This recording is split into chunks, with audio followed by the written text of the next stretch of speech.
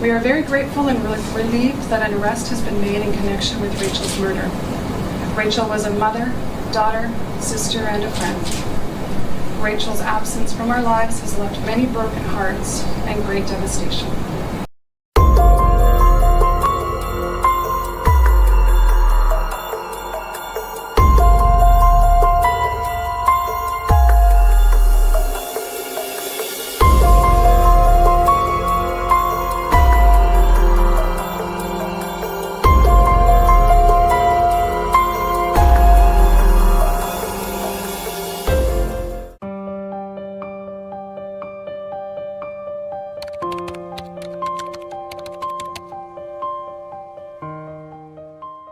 Rachel Pernosky was born on June 15, 1994, in Mission, British Columbia, Canada.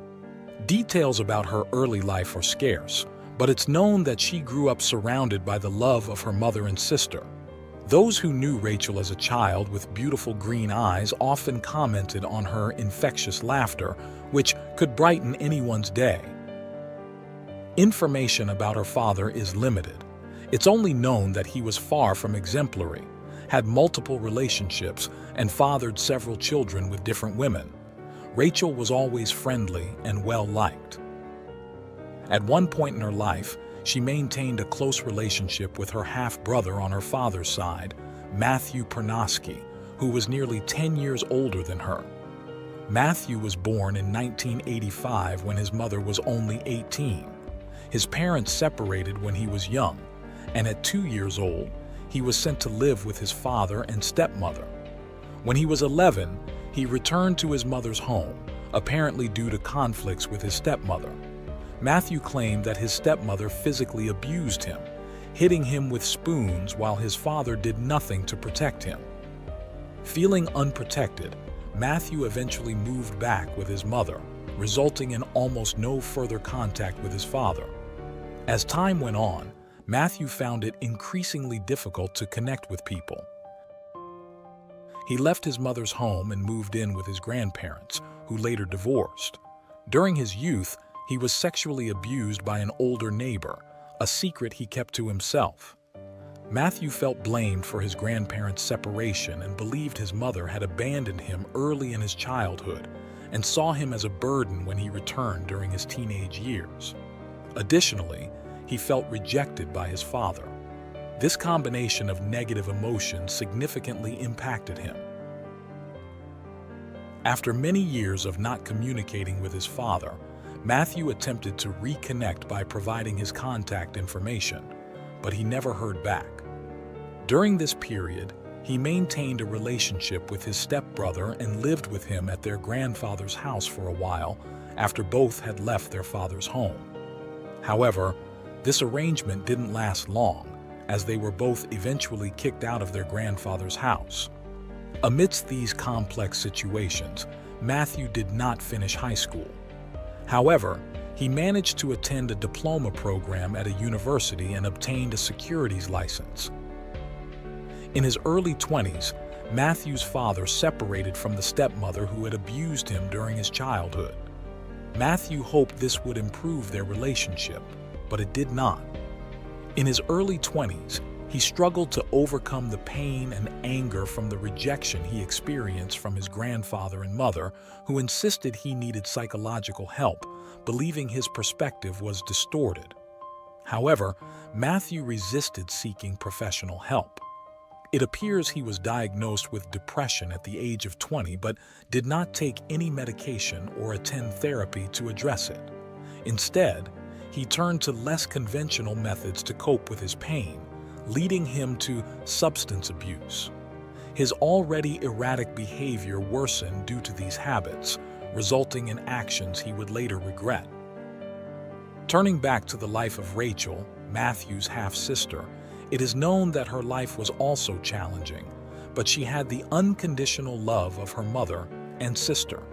The charming girl fell in love at a young age and became pregnant. She and the baby's father welcomed the child, named Marco, as a blessing, though they did not live together. At 18, Rachel was going through a difficult time, living in a basement suite in Mission and being unemployed. Marco, who was a year old at that time, lived with his father and paternal grandmother since Rachel couldn't provide the quality of life he deserved. However, she remained a loving mother who kept in close contact and visited her son on Fridays and Sundays. In mid-March 2013, Rachel had planned to go shopping with a friend. When Rachel failed to show up, her friend became worried and contacted Brittany, Rachel's sister. Brittany immediately went to the basement apartment Rachel occupied to check on her. Upon arrival, she found no signs of forced entry, but two things were unusual. Rachel's cell phone was left at home, and music was playing. It was out of character for the young mother to leave without her phone or to leave the radio on.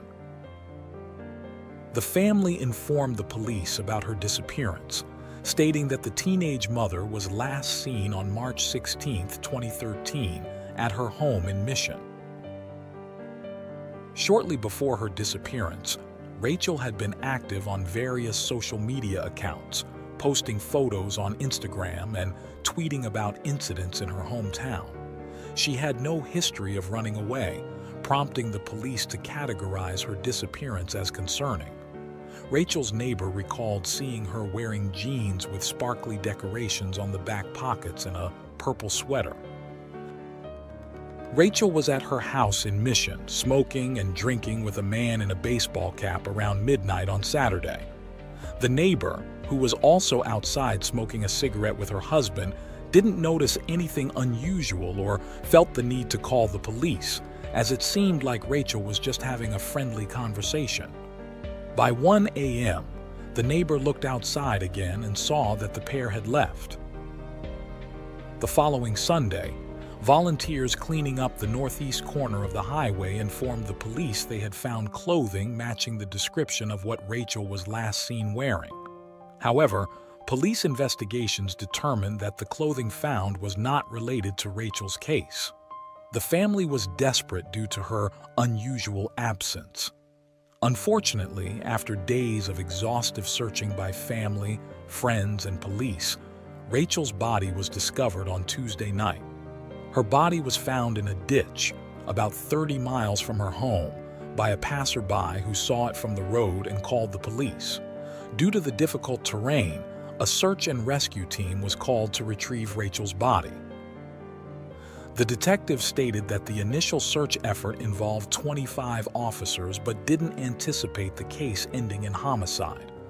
Sergeant Jennifer Pound of the Integrated Homicide Investigation Team, Canada's largest homicide unit, said in a press conference that although Rachel's murder didn't appear random, the police had no suspects in custody and no definitive motive. However, she clarified that they were not idle and had already interviewed several individuals. Officer Jennifer noted that it was still unclear whether the young woman was killed at the location where her body was found or if she had been dumped there. She added that the social media accounts Rachel frequently used could be crucial in identifying the killer. The results of the autopsy were expected within hours but would not be made public due to the ongoing investigation. Sergeant Jennifer also stated that Rachel's murder had left a void in her family, made even more painful by the fact that she had left behind a small child. She urged anyone with information that could help solve the case to come forward to the police. 2 days after Rachel's body was discovered, over 300 people braved the wind to pay tribute to the young woman at a heartfelt vigil in Heritage Park, Mission. Among the attendees were the father of Rachel's child, who held their baby in his arms, along with other family members, friends, and community members. The atmosphere was filled with sorrow and disbelief, as many of those present had participated in the search for Rachel and never imagined it would end so tragically. Speakers at the vigil remembered Rachel for her positive attitude and sense of humor. Despite the initial outpouring of grief and tributes, time marched on. Days turned into weeks, weeks into months, and months into years. Life went on for everyone, while the case seemed to stagnate or be forgotten, at least in the eyes of Rachel's family. What they didn't know was that detectives had been diligently working behind the scenes, relentlessly gathering evidence to bring the perpetrator to justice. The most shocking revelation was the direction the investigation had taken and the closeness of the perpetrator to the victim. On June 23, 2016, there was enough evidence to support charges related to Rachel's murder, and on June 24th, the responsible party was arrested without incident. On June 27, 2016, after 3 years of investigation, the Integrated Homicide Investigation Team announced that they had sufficient evidence to support the charges. The accused turned out to be none other than Rachel's half-brother on her father's side, who was 27 years old at the time of the murder. Matthew, then 31 and residing in Richmond, was charged with second-degree murder, along with a second, particularly heinous charge: desecration of a corpse for having sexual contact with Rachel's dead body and disposing of it. Sergeant Jennifer stated that it was a tragic case that had left a family with many unanswered questions. She clarified that from the beginning, the investigative bodies had worked together to follow the evidence and bring charges. She mentioned that it took 3 solid years of dedication and commitment from all the investigators involved to achieve justice for Rachel. She noted that Matthew had been considered a person of interest from the start of the investigation, but they needed to carefully piece together all the facts to avoid jeopardizing the extensive efforts made. A statement written on behalf of Rachel's family was also read, expressing their gratitude and relief at the arrest of the suspected killer, though the wait for justice continued. The start of the trial was delayed longer than Rachel's family had hoped. It wasn't until 2018 that the case finally went to court.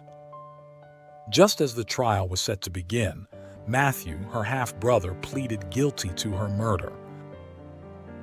Matthew's guilty plea resulted in an automatic life sentence, but a judge during the sentencing hearing had to decide how long he should remain behind bars before being eligible for parole. For second-degree murder, the sentence typically ranges from 10 to 25 years. The Crown's lawyers and the defense attorneys presented a joint recommendation to the court in June 2018, suggesting that Matthew could be eligible for parole after serving 13 years in prison. On July 4, 2018, as scheduled, the sentencing hearing took place in the British Columbia Supreme Court. Wendy Stephen, representing the Crown, recounted that Matthew was arrested and charged following an operation called Mr. Big, in which an undercover agent posed as the head of a criminal organization. Details of the trial were published online by the Abbotsford News, a community newspaper in Abbotsford, British Columbia. It was revealed that Matthew confessed to Mr. Big that he had killed Rachel, with whom he shared the same father. The confession was recorded with hidden cameras. Wendy, the Crown representative, explained that on the night of the murder, Matthew had gone to Rachel's residence to apologize for abusing her when she was a child. He was 14 or 15 years old at the time of the assault and was found guilty at 19, receiving a sentence of probation, as disclosed in court. Wendy also detailed that Rachel had exchanged text messages with a friend, who asked how her conversation with Matthew was going. She replied that it had been a good, emotional conversation, but that she was very tired and hoped he would go home soon. Matthew saw this message and became enraged. The prosecutor continued, highlighting that Matthew confessed in 2016 to the undercover officer that Rachel's text message made it seem like she was the victim, while he felt he had suffered through the accusations and judicial process.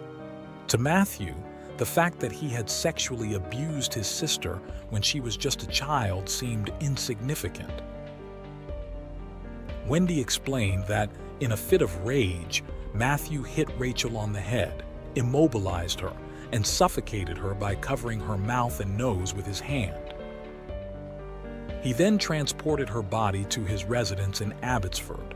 sexually assaulted the corpse and disposed of it. After committing these crimes, Matthew tried to cover his tracks by sending text messages from Rachel's phone after her death and getting rid of her keys and other personal items. When it was the defense's turn, the defense attorney argued that the murder had been a traumatic event in Matthew's life, leading to panic attacks, sleepless nights, flashbacks, and nightmares, requiring treatment for depression, anxiety, and post-traumatic stress disorder, which he was receiving in prison. He claimed that Matthew had an unstable childhood, shuffling between parents and grandparents, which generated a lot of unresolved anger and frustration. However, she stated that he could improve as he was participating in prison programs that helped him understand his issues. The courtroom was filled with Rachel's family and friends who had to listen to the horrific details recounted by the prosecutor about Rachel's suffering and the defense's argument portraying Matthew as a victim. Wendy then read the victim impact statements aloud, representing Rachel's sister, mother, and the father of her child, detailing the devastating emotional toll her death had taken on the family. On July 4th, 2018, the judge agreed with the joint sentencing recommendation made by the Crown and defense attorneys during the June hearing. He stated before the British Columbia Supreme Court that he believed 13 years was an appropriate time for Matthew to become eligible for parole, based on sentences in similar cases. He emphasized that Matthew would still serve a life sentence, even if granted parole, as he would always be subject to certain conditions. He added that parole was never guaranteed and could be revoked. He described Matthew's actions as repulsive. After the court session, Rachel's sister expressed that her family felt relieved but mostly exhausted by the entire experience. She added that the family was not surprised by Matthew's guilty plea, as they had always suspected him, despite lacking evidence.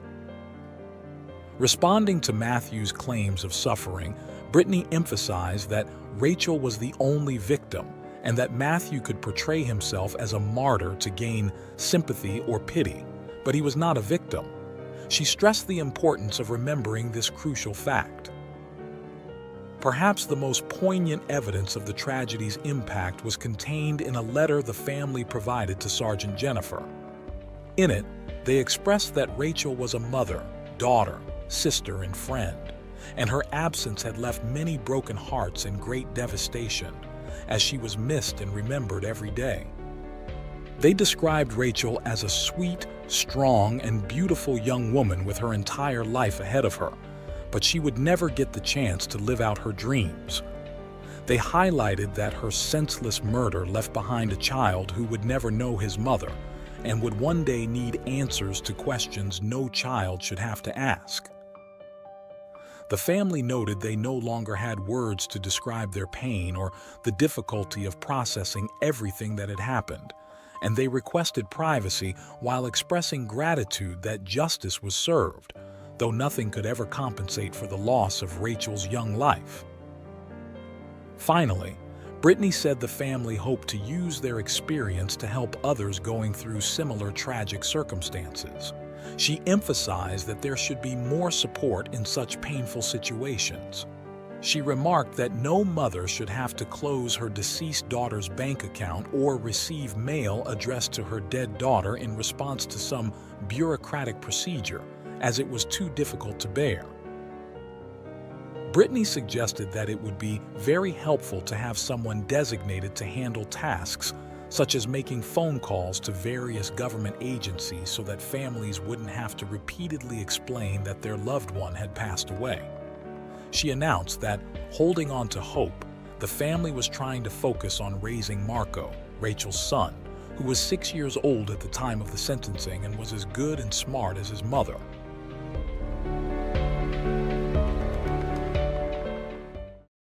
Thanks for tuning in to Unreal True Crime. If you're intrigued by mysteries from around the world, check out our new channel, Latin Crimes, where we dive into the gripping true crime stories of Latin America. Don't miss out. Subscribe now for more thrilling investigations.